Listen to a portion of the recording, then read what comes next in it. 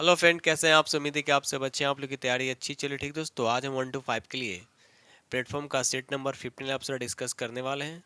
तो वीडियो को लास्ट तक बनिएगा, और जो फ्रेंड चैनल पर पहली बार विजिट कर रहे हैं तो चैनल को सब्सक्राइब जरूर कर लीजिएगा। ठीक है, और आप लोग के साथ हम डिस्कस करेंगे 90%। ठीक है, और मैथ का जो वीडियो जो है और इसका अलग से मिल जाएगा। ठीक है, चलिए तो स्टार्ट करते हैं। हम क्वेश्चन नंबर यहाँ पर 31 से कहता है कि 1907 में भारतीय राष्ट्रीय कांग्रेस के अध्यक्ष कौन थे?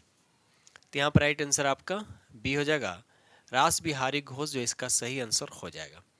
ठीक है, ये अधिवेशन कब हुआ था? 1907 में हुआ था, भी याद रखिएगा। और रास बिहारी इसके अध्यक्ष थे, और ये कहाँ हुआ था? याद रखिएगा, सूरत में। ठीक है, आगे बढ़ते हैं। क्वेश्चन नंबर यहाँ पे 32 कहता है किसकी मृत्यु पर जवाहरलाल नेहरू ने कहा था हमारे जीवन से प्रकाश चला गया है? तो यहाँ पर सही आंसर आपका ये हो जाएगा, महात्मा गांधी जो है इसका सही आंसर हो जाएगा। आगे बढ़ते हैं हम लोग। ये रहा अगला प्रश्न की क्वेश्चन नंबर आपका 33। इनमें से किसने भारत में 19वीं शताब्दी के अंत में प्लेग की जांच करने में विफलता के कारण पूना के प्लेग कमिश्नर रैंड की गोली मारकर हत्या कर दी थी? तो यहाँ पर सही आंसर आपका ए हो जाएगा, दामोदर चापेकर। याद रखिए, राइट आंसर आपका ए हो जाएगा। ठीक है, और कब किए थे तो भी याद रखिएगा, 1897 में, यानी डेट भी याद रखिएगा, 22 जून 1897 को प्लेग कमिश्नर रैंड की हत्या कर दिया गया था। क्वेश्चन नंबर यहाँ 34 कहता है कि संविधान संशोधन अधिनियम द्वारा संपत्ति के अधिकार को मौलिक अधिकार की श्रेणी से हटाकर अनुच्छेद 301 के तहत एक सामान्य विधि अधिकार में परिवर्तित कर दिया गया है। यहाँ पर राइट आंसर आपका बी हो जाएगा, 44वां संविधान संशोधन ये कब हुआ था? याद रखिएगा, 1978 में। ठीक है, चलिए क्वेश्चन नंबर 35 कहते हैं इनमें से किसने गांधी जी को ब्रिटिश भारत की यात्रा करने और वहां की भूमि और लोगों के बारे में जानने की सलाह दी थी? तो यहाँ पर सही आंसर आपका सी हो जाएगा, गोपाल कृष्ण गोखले, जो इसका सही आंसर हो जाएगा। और गोपाल कृष्ण गोखले जो है ये गांधी जी के राजनीतिक गुरु थे, भी याद रखिएगा। ठीक है, चलिए क्वेश्चन नंबर यहाँ पर 36 कहता है भारतीय संविधान का कौन सा अनुच्छेद संवैधानिक विवाद में सर्वोच्च न्यायालय के अपीलीय क्षेत्राधिकार से संबंधित है? तो यहाँ पर राइट आंसर आपका बी हो जाएगा, अनुच्छेद 132। याद रखिए, अनुच्छेद 132 जो है इसका राइट आंसर हो जाएगा। ठीक है, चलिए क्वेश्चन नंबर यहाँ पे 37 कहता है सर्वोच्च न्यायालय में न्यायिक काम काज के लिए किस भाषा का इस्तेमाल किया जाता है? तो यहाँ पर सही आंसर आपका बी हो जाएगा, अंग्रेजी, जो इसका सही आंसर हो जाएगा। याद रखिएगा, अंग्रेजी जो है इसका सही आंसर हो जाएगा। ठीक है, चलिए ये रहा अगला प्रश्न की क्वेश्चन नंबर आपका 38। संसद के सचिवालय का उल्लेख संविधान के किस अनुच्छेद में किया गया है? तो यहाँ पर सही आंसर आपका सी हो जाएगा, 98। याद रखिएगा, 98 जो इसका सही आंसर हो जाएगा। आगे बढ़ते हैं हम लोग। ये रहा अगला प्रश्न की क्वेश्चन नंबर आपका 39। कहता है भारत शासन द्वारा राजकीय चिन्ह कब से अंगीकृत किया गया था? तो यहाँ पर राइट आंसर आपका बी हो जाएगा, 26 जनवरी 1950, जो इसका सही आंसर हो जाएगा। याद रखिएगा, 26 जनवरी 1950 इसका सही आंसर हो जाएगा। क्वेश्चन नंबर 40 कहता है राष्ट्रपति अध्यादेश को तभी लागू करता है जब, सही आंसर आपका सी हो जाए, संसद का सत्र चालू नहीं होता। यह अध्यादेश जो है किस अनुच्छेद के तहत जारी होता है? तो 1, 2, 3 यानी 123 अनुच्छेद के तहत जो राष्ट्रपति अध्यादेश जारी करता है। अगर वही हम बात करते हैं राष्ट्रपाल, तो ये 213 अनुच्छेद के तहत अध्यादेश जारी करता है। ये रहा अगला प्रश्न, यहाँ से मैथ स्टार्ट हो रहा है। क्वेश्चन नंबर यहाँ 51। देखिए, सूची 1 को सूची 2 से आपको क्या करना है? मिलान करना है। नंबर 1 में दे रखा है बाल विवाह। बाल विवाह जो है MG रनाडे से जुड़ा हुआ है, यानी ए का हो जाएगा आपका 3 हो जाएगा। ठगी प्रथा का हो जाएगा कर्नल सलीमन से हो जाएगा, तो 2 हो जाएगा। विधवा पुनर्विवाह जो हो जाएगा ईश्वर चंद्र विद्यासागर, यानी 1 हो जाएगा। और पिंडारियों का दमन हो जाएगा लॉर्ड हेस्टिंग, तो 1 का 3 और 1 का 3 हो जाएगा, और 2 का हो जाएगा 1, तो 1 का 3 और 2 का 1 और 3 का 2 का 2 हो जाएगा, और 3 का 1 और 4 का 4, तो राइट आंसर आपका ए हो जाएगा। ये रहा अगला प्रश्न के क्वेश्चन नंबर आपका 52। कहता है गांधी जी के साथ नमक सत्याग्रह का नेतृत्व किसने किया? तो यहाँ पर राइट आंसर आपका सी हो जाएगा, सरोजिनी नायडू जो है इसका सही आंसर हो। याद रखिएगा, सरोजिनी नायडू जो है इसका सही आंसर हो जाएगा। ठीक है, आगे बढ़ते हैं हम लोग। क्वेश्चन नंबर यहाँ 53 कहता है, निम्न में से किस भारतीय राष्ट्रीय कांग्रेस के अधिवेशन में जवाहरलाल नेहरू ने समाजवाद को भारत की समस्याओं को हल करने की कुंजी बताया? तो यहाँ पर राइट आंसर आपका बी हो जाएगा, लखनऊ अधिवेशन में। याद रखिएगा, लखनऊ अधिवेशन जो इसका सही आंसर हो जाएगा। कब हुआ था? तो 1936 में। याद है, 1936 का सही आंसर हो जाएगा। इस अधिवेशन की अध्यक्षता किसने किया था? तो पंडित जवाहरलाल नेहरू। ठीक है, चलिए क्वेश्चन नंबर यहाँ 54 कहता है कि पूना पैक्ट किस किसके मध्य हुआ था? पूना पैक्ट आपको बताना है। तो यहाँ पर राइट आंसर आपका सी हो जाएगा, अंबेडकर जी और महात्मा गांधी जी के बीच हुआ था। ये कब हुआ था? तो 24 सितंबर 1932 को पूना पैक्ट हुआ था। क्वेश्चन नंबर यहाँ 55 कहता है, प्लासी के युद्ध में सिराजुद्दौला के साथ किसने विश्वासघात किया था? तो यहाँ पर राइट आंसर आपका ए हो जाएगा, मीर जाफर। याद रखिएगा, मीर जाफर जो इसका सही आंसर हो जाएगा। प्लासी युद्ध कब हुआ था? 23 जून 1757। ठीक है, चलिए डेट पूरे अच्छे से याद रखिएगा, 23 जून। आगे बढ़ते हैं हम लोग। ये रहा अगला प्रश्न की क्वेश्चन नंबर आपका 56, बिहार में परमानेंट सेटलमेंट लागू करने का कारण था? तो यहाँ पर राइट आंसर आपका बी हो जाएगा, जमींदारों के लिए वंश परंपरागत अधिकार को स्वेच्छा से हस्तांतरित करने का अधिकार। तो राइट आंसर आपका बी हो जाएगा। क्वेश्चन नंबर यहाँ 57 कहता है कि महात्मा गांधी ने हरिजन यात्रा कहाँ से प्रारंभ की? तो यहाँ पर राइट आंसर आपका सी हो जाएगा, वर्धा से। याद रखिए, वर्धा जो इसका सही आंसर हो जाएगा। ठीक है दोस्त, चलिए वीडियो पसंद तो प्लीज़ लाइक कीजिएगा, और जो फ्रेंड चैनल पर पहली बार विजिट कर रहे हैं तो चैनल को सब्सक्राइब कीजिएगा और अपने दोस्तों में शेयर जरूर कर दीजिएगा। क्वेश्चन नंबर यहाँ 58 कहता है, निम्नलिखित किन आरंभिक राष्ट्रवादियों ने अंग्रेजों के आर्थिक शोषण का निकास सिद्धांत दिया था? तो यहाँ पर राइट आंसर आपका डी हो जाएगा, उपयुक्त में से एक से अधिक जो यहाँ पर राइट आंसर हो जाएगा। यहाँ पर दादा भाई नौरोजी भी हो जाएंगे, उसके बाद रमेश चंद्र दत्त भी हो जाएगा, उसके बाद एम जी रनाडे और गोपाल सिंह गोखले। तो यहाँ पर राइट आंसर आपका डी हो जाएगा, उपयुक्त में से एक से अधिक इसका सही आंसर हो जाएगा। क्वेश्चन नंबर यहाँ 59 कहता है, किसने अपनी पुस्तक गुलामगिरी में जाति व्यवस्था की कुरीतियों के बारे में लिखा था? गुलामगिरी बताइए किनके द्वारा लिखा गया? तो राइट आंसर आपका बी हो जाएगा, ज्योतिबा राव गोविंद राव फुले के द्वारा लिखा गया है। तो राइट आंसर आपका यहाँ पे बी हो जाएगा। एक सत्य शोधक समाज की स्थापना किसने की थी? ज्योतिबा फुले द्वारा किया गया था, और कब किया गया था? 1873 में। ठीक है, चलिए आगे बढ़ते हैं हम लोग। क्वेश्चन नंबर यहाँ 60 कहता है, कांग्रेस ने दिसंबर 1920 में अपने उसके बाद डायदे रखा में आयोजित हुए अधिवेशन के दौरान असहयोग आंदोलन को अंगीकृत किया था। तो यहाँ पर राइट आंसर आपका सी हो जाएगा, नागपुर जो इसका सही आंसर हो जाएगा। ठीक है दोस्त, चलिए आगे बढ़ते हैं हम लोग। क्वेश्चन नंबर यहाँ 71 कहता है कि राज्यपाल का वेतन किस कोष से आता है? तो इसका सही आंसर आपका बी हो जाएगा, राज्य के संचित निधि से। तो राइट आंसर आपका यहाँ पे बी हो जाएगा। अब राज्यपाल की बात की तो राज्यपाल की पद का सृजन जो है अनुच्छेद 153 के तहत किया जाता है। राज्यपाल की नियुक्ति जो है अनुच्छेद 155 के तहत राष्ट्रपति के द्वारा किया जाता है 5 वर्षों के लिए। ठीक है, चलिए आगे बढ़ते हैं हम लोग। क्वेश्चन नंबर यहाँ पे 72 कहता है, संविधान के किस अनुच्छेद के अंतर्गत धन विधेयक को परिभाषित किया गया है? तो यहाँ पर राइट आंसर आपका बी हो जाए, 110 जो है धन विधेयक को परिभाषित करता है। तो राइट आंसर आपका यहाँ पे बी हो जाएगा। ठीक है, चलिए वही अगर हम बात करें तो अनुच्छेद 109 की बात करें, धन विधेयक की प्रक्रिया से संबंधित है, और अनुच्छेद 111 जो है ये दोनों सदन द्वारा पारित विधेयक पर राष्ट्रपति का हस्ताक्षर से संबंधित है। ठीक है, चलिए आगे बढ़ते हैं हम लोग। क्वेश्चन नंबर 73 कहता है कि संसद के 2 सत्रों के बीच आधिकारिक अंतराल होना चाहिए। कितना अंतराल होना चाहिए? यहाँ पर राइट आंसर आपका बी हो जाएगा, 6 महीने तक। तो राइट आंसर आपका बी हो जाएगा। अब यहाँ सत्र की बात किया जा रहा है। टोटल भारत के संसद में 3 सत्र होते हैं। एक होता है बजट सत्र जो फरवरी से मई के मध्य होता है, दूसरा होता है मानसून सत्र जो जुलाई से सितंबर के बीच होता है, और तीसरा होता है शीतकालीन सत्र जो नवंबर से दिसंबर तक। ठीक है, कितने सत्र होते हैं? 3 सत्र, याद रखिएगा। आगे बढ़ते हैं हम लोग अगले प्रश्न की तरफ।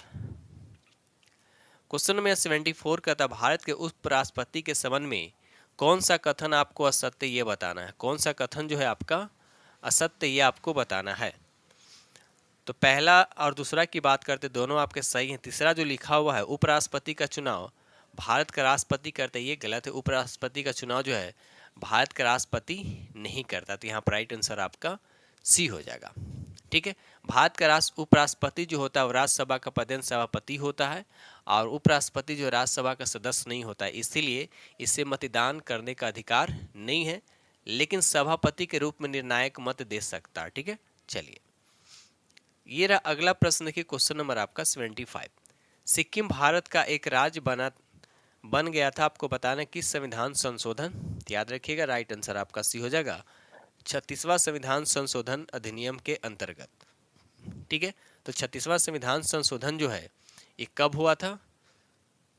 1975। याद रखिए 1975 में। ठीक है दोस्त, चलिए आगे बढ़ते हम लोग अगले प्रश्न की तरफ। अभी वर्तमान में भारत में कितने राज्य हैं? तो 28 राज्य हैं और 8 केंद्र शासित प्रदेश। याद रखिएगा। चलिए क्वेश्चन नंबर यहाँ 76 कहता है कि किस ग्रह को पृथ्वी के जुड़वां ग्रह के रूप में जाना जाता है। तो यहाँ पर राइट आंसर आपका सी हो जाएगा शुक्र ग्रह जो है इसका सही आंसर हो जाएगा। शुक्र ग्रह जो क्या होता है, ये सबसे गर्म ग्रह है, इसे सबसे चमकीला ग्रह भी कहा जाता है, इसे सुबह का तारा और शाम के तारा के नाम से भी जाना जाता है। क्वेश्चन नंबर 77 कहता है हिमालय पर्वतमाला का वह हिस्सा जो तीस्ता और देहात नदी के बीच स्थित है। तो यहाँ पर राइट आंसर आपका बी हो जाएगा असम हिमालय। याद रखिएगा असम हिमालय जो इसका सही आंसर हो जाएगा। तो असम जो है इसका प्रादेशिक विभाजन है, तो इसको 4 भागों में डिवाइड किया गया है। पहला है पंजाब हिमालय, दूसरा कुमाऊं हिमालय, तीसरा नेपाल हिमालय और चौथा है असम हिमालय। अगर हम पंजाब हिमालय की बात करते हैं तो ये सिंधु और सतलज नदियों के बीच में है। उसके बाद कुमाऊं हिमालय आता है जो सतलज नदी और काली नदियों के मध्य में। उसके बाद नेपाल हिमालय की बात करते तो ये काली और तीस्ता नदी के मध्य में है। और असम हिमालय की बात करते तीस्ता और देहात नदी के मध्य में है। ठीक है, चलिए आगे बढ़ते हम लोग। क्वेश्चन नंबर यहाँ 78 कहता है निम्नलिखित में से कौन सा युग में क्षेत्र घास के मैदान से सुमेलित नहीं है। तो यहाँ पर पहला ही ऑप्शन जो दे रखा है अर्जेंटीना प्रेरिस। प्रेरिस कहाँ? ये यूएसए कनाडा देशों में पाया जाता है। ये शीतोष्ण घास के मैदान है। ठीक है, तो यहाँ पर आपसे सुमेलित पूछा जा रहा है कौन सुमेलित है, तो राइट आंसर आपका ए हो जाएगा। ये डाउन्स जो है ऑस्ट्रेलिया का सही है, मध्य एशिया का स्टेप ये भी सही है। सब जो घास है आपका शीतोष्ण कटिबंधन के घास के मैदान है। अगर हम बात करते हैं अर्जेंटीना का, तो अर्जेंटीना के घास का नाम है पम्पास। क्या नाम है? पम्पास। ठीक है, चलिए आगे बढ़ते हैं हम लोग। सेशन को लाइक करते चलिएगा। क्वेश्चन नंबर यहाँ पे 79। देखिए सबसे पहले क्या कीजिए 90 जो हम आप लोग को डेली प्रैक्टिस करवा रहे हैं, खुद से डेली प्रैक्टिस कीजिए। कम से कम 60 के आसपास लाने की कोशिश कीजिए, 60 के आसपास। ठीक है, चलिए क्वेश्चन नंबर यहाँ पे 79 कहता है निम्नलिखित में से कौन सा पर्वत दर्रा भारत, चीन, म्यांमार के त्रिसंधि का निर्माण करता है। तो यहाँ पे सही आंसर आपका ए हो जाएगा दीफू दर्रा। याद रखिएगा दीफू दर्रा इसका राइट आंसर हो जाएगा। ये भारत के किस राज्य में अवस्थित है भी याद रखिए, कभी कभी पूछ देता है। तो अरुणाचल प्रदेश में। कहाँ है? अरुणाचल प्रदेश में। एक है जिलेपला दर्रा का, ये सिक्किम में है। एक होता है तुजू, क्या नाम है? तुजू दर्रा, ये कहाँ? ये मणिपुर में है। ठीक है, चलिए क्वेश्चन नंबर यहाँ पे 80 कहते हैं हिमाचल प्रदेश में स्थित लाहौल और स्पीति घाटियाँ कुल्लू घाटी से उसके बाद डैश दे रखा द्वारा जुड़ी हुई है। तो यहाँ पर राइट आंसर आपका बी हो जाएगा रोहतांग दर्रा। याद रखिए रोहतांग दर्रा जो इसका सही आंसर हो जाएगा। ठीक दोस्त, चलिए आगे बढ़ते हैं हम लोग अगले प्रश्न की तरफ। क्वेश्चन नंबर यहाँ पे 81 कहता है इनमें किस भारतीय राज्य का क्षेत्रफल न्यूनतम है। किस भारतीय राज्य का क्षेत्रफल न्यूनतम? तो ऑप्शन के अकॉर्डिंग यहाँ पर बताना है, तो राइट आंसर आपका सी हो जाएगा। ऐसे भारत का सबसे छोटा राज्य जो है क्षेत्रफल में कौन है? गोवा है। और जनसंख्या में छोटा कौन है? तो सिक्किम है। याद रखिएगा। और जनसंख्या में सबसे बड़ा राज्य कौन सा है? तो यूपी है। और क्षेत्रफल में सबसे बड़ा राज्य कौन सा है? तो राजस्थान है। ठीक है, चलिए आगे बढ़ते हैं हम लोग। क्वेश्चन नंबर यहाँ पे 82 कहता है निम्नलिखित कथनों में से कौन सा सही नहीं है। आपको बताने इसमें कौन सा सही नहीं है। तो देखा जाए तो राइट आंसर आपका यहाँ पे सी हो जाएगा सौर मंडल 2.3 बिलियन वर्ष पुराना है। 2.3 बिलियन वर्ष पुराना है, जो कि ये स्टेटमेंट आपका गलत है। ये 4.6 वर्ष, याद रखिएगा 4.6 वर्ष लगभग बिलियन वर्ष पुराना है। ठीक है, तो यहाँ पर ये आपका गलत है, जो सही ये होना चाहिए। तो आपसे पूछा कि सही कौन है, तो राइट आंसर आपका सी हो जाएगा। क्वेश्चन नंबर यहाँ पे 83 कहता है प्रसिद्ध पर्वतीय स्थल स्टेशन कोडई कनाल कहाँ स्थित है। आपको बताने ये कहाँ स्थित है। तो यहाँ पर सही आंसर आपका बी हो जाएगा पालिनी हिल। याद रखिएगा पालिनी हिल में स्थित है। और ये पालिनी हिल जो है किस राज्य में स्थित है भी याद रखिए, ये तमिलनाडु में स्थित है। आगे बढ़ते हम लोग अगले प्रश्न की तरफ। क्वेश्चन नंबर यहाँ पे 84 कहता है कि निम्नलिखित में से किस वन को मानसून वन के नाम से भी जाना जाता है। तो यहाँ पर सही आंसर आपका सी हो जाएगा उष्णकटिबंधीय पर्णपाती वन। तो इसका सही आंसर आपका सी हो जाएगा।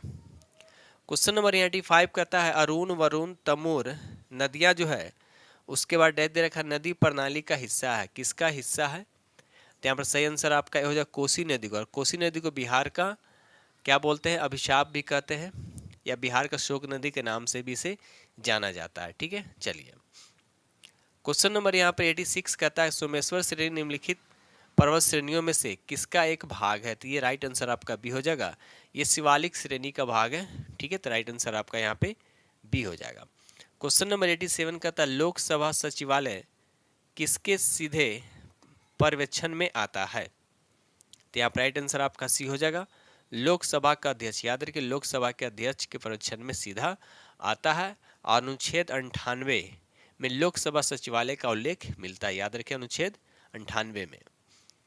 क्वेश्चन नंबर यहाँ पे 88 कहता है बिहार का चौड़ी विद्रोह किस वर्ष हुआ था। तो यहाँ पर सही आंसर आपका भी हो जाएगा 1798 में हुआ था। क्वेश्चन नंबर 89 कहता है पंचायतों की वित्तीय स्थिति की समीक्षा के लिए राज्य सरकार प्रत्येक 5 वर्षों में क्या गठित करती है। तो यहाँ पर राइट आंसर आपका बी हो जाएगा वित्त आयोग गठित करती है। याद रखिए राइट आंसर आपका बी हो जाएगा।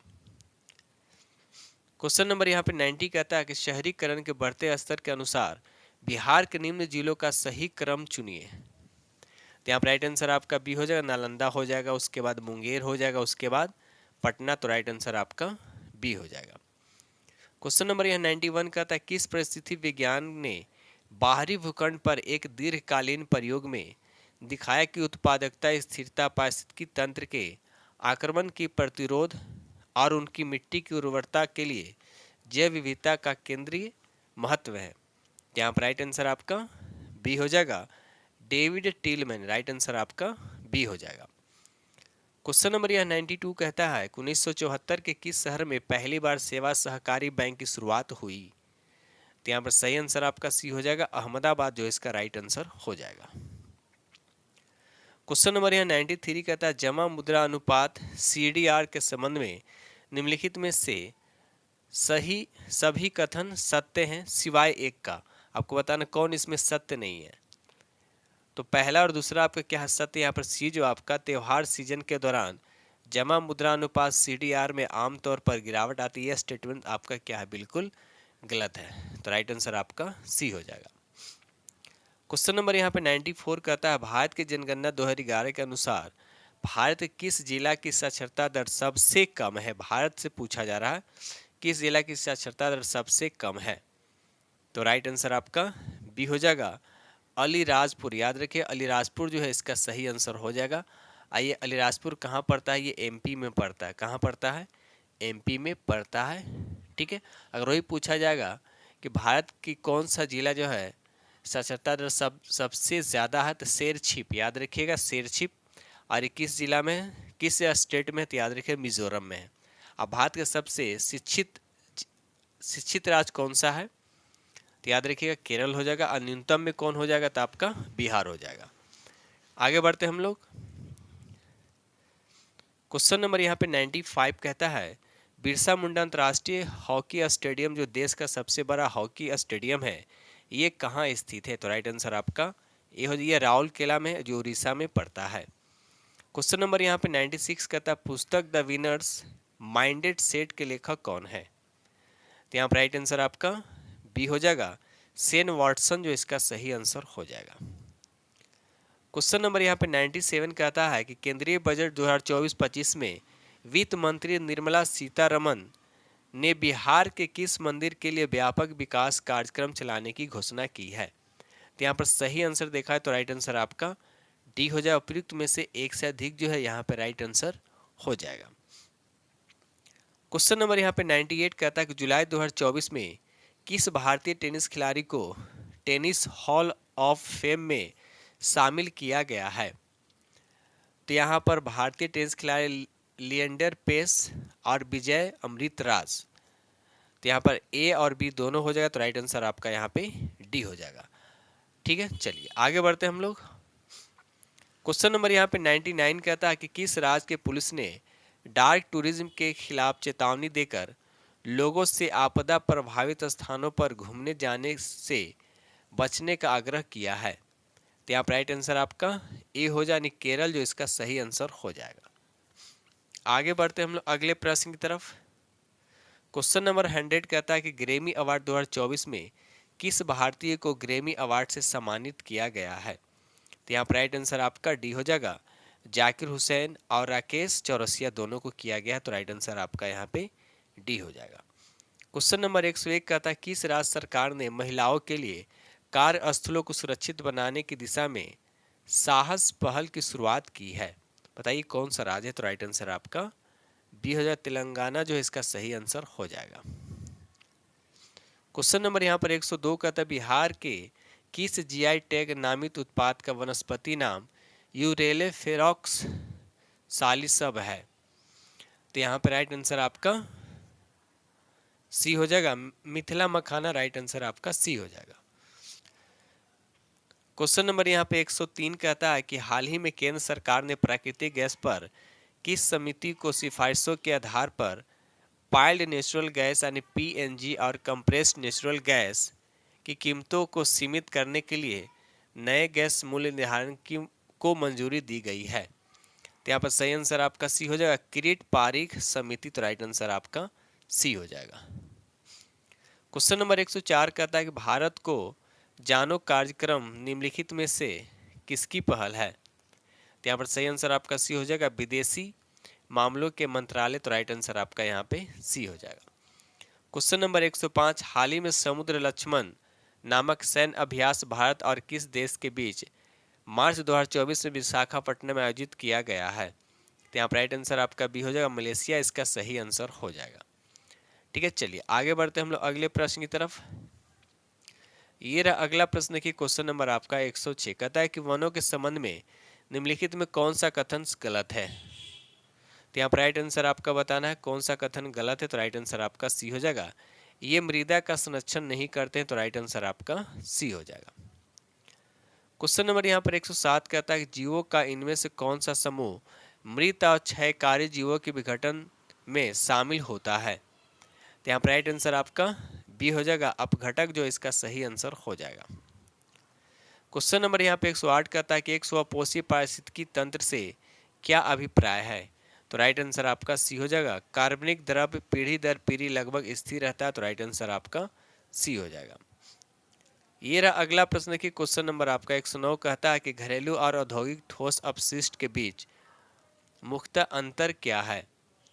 तो यहाँ पर राइट आंसर आपका बी हो जाएगा, घरेलू ठोस अपशिष्ट संरचना में विषम होते हैं। तो राइट आंसर आपका बी हो जाएगा।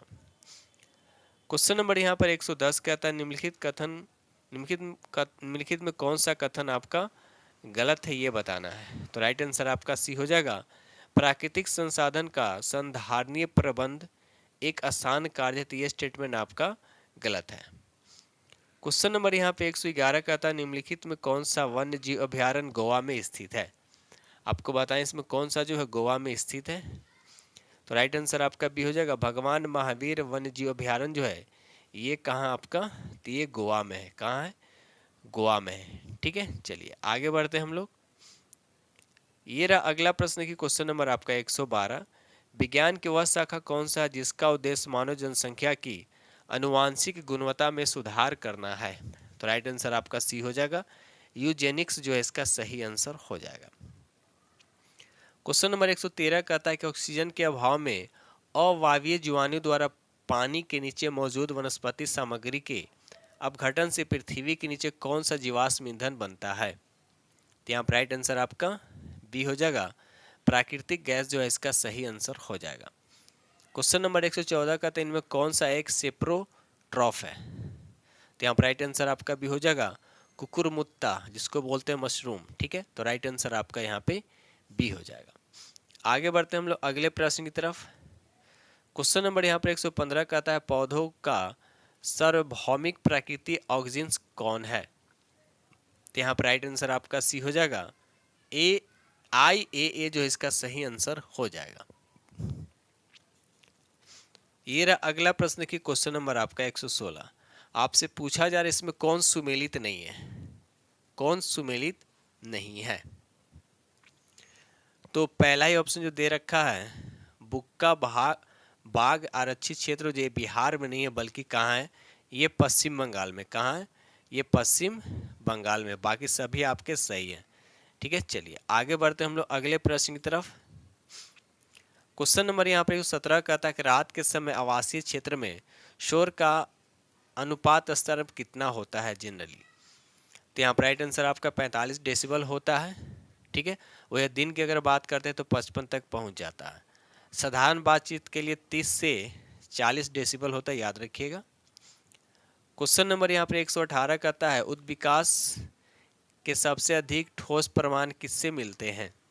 तो राइट आंसर आपका ए हो जाएगा, जीवाश्मों से मिलते हैं। तो राइट आंसर आपका ए हो जाएगा। क्वेश्चन नंबर 119 कहता है किसी वस्तु के वेग में परिवर्तन की दर नियत है, तो इसका औसत वेग कितना होगा? तो राइट आंसर आपका ये हो जाएगा, प्रारंभिक और अंतिम वेग के योग को क्या कर देंगे, आधा करें, यानी u प्लस भी बाई क्या हो जाएगा आपका 2 हो जाएगा। क्वेश्चन नंबर यहाँ पर 120 कहता है कि ऊर्जा स्थानांतरण के दौरान जीवों द्वारा प्राप्त ऊर्जा कितने क्षेत्रों में परिवर्तित होती है? तो यहाँ पर राइट आंसर आपका सी हो जाएगा, 3 क्षेत्रों में परिवर्तित होती है। याद रखिएगा कितने क्षेत्र में, 3 क्षेत्र। पहला क्षेत्र हो गया शुद्ध उपभोक्ता, दूसरा हो गया चयापन ऊर्जा और तीसरा होगा जैविक अपशिष्ट। ठीक है, चलिए क्वेश्चन नंबर 121 कहता है कि अवरक्त किरणों के तरंग दैर्घ्य की कोटि क्या है? अवरक्त किरण की बात किया जाए, इसका कोटि हो जाएगा 10,000 एंगस्ट्रम। याद रखिए 10,000 एंगस्ट्रम। जिस तरंग का तरंग 7800 से यानी 7800 एंगस्ट्रम से अधिक होता है उसे अवरक्त किरण कहते हैं। याद रखिएगा। तो यहाँ पर राइट आंसर आपका सी हो जाएगा। ये रहा अगला प्रश्न की क्वेश्चन नंबर आपका 122। प्रकाश आंख में किससे होकर प्रवेश करती है? तो राइट आंसर आपका सी हो जाएगा, कॉर्निया से होकर प्रवेश करती है। और किसी भी वस्तु का प्रतिबिंब कहाँ बनता है? तो रेटिना पे। याद रखिएगा कहाँ बनता है? रेटिना पे। ठीक है, चलिए आगे बढ़ते हैं हम लोग। क्वेश्चन नंबर यहाँ पे 123 कहता है निम्नलिखित में कौन सा आर्किमिडीज के सिद्धांत पर आधारित नहीं है? तो जहाज और पनडुब्बियों की डिजाइन ये भी आधारित है। हवाई जहाज के पंखों का डिजाइन ये नहीं है।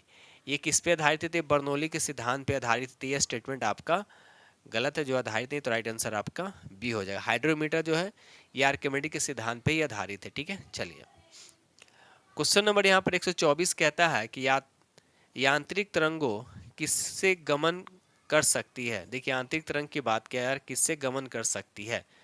तो सिर्फ ये माध्यम से गमन कर सकती है, निर्वात से नहीं। तो राइट आंसर आपका यहाँ पे सी हो जाएगा। ठीक है, चलिए आगे बढ़ते हम लोग अगले प्रश्न की तरफ। क्वेश्चन नंबर आपका 125 कहता है किसी तत्व की समस्थानिक की द्रव्यमान संख्या 298 है, यदि इसमें नाभिक में इतना न्यूट्रॉन है तो आपकी परमाणु संख्या बताना है। तो बस कुछ नहीं करना, 298 में से 189 को क्या कर दिया, माइनस कर दिया, तो कितना हो जाएगा 109 हो जाएगा। ठीक है, चलिए आगे बढ़ते हैं हम लोग। क्वेश्चन नंबर 127 कहता है कि क्षार धातुओं में कौन से गुण होते हैं? तो यहाँ पर राइट आंसर आपका बी हो जाएगा, कम आयनन ऊर्जा होता है। तो राइट आंसर आपका बी हो जाएगा।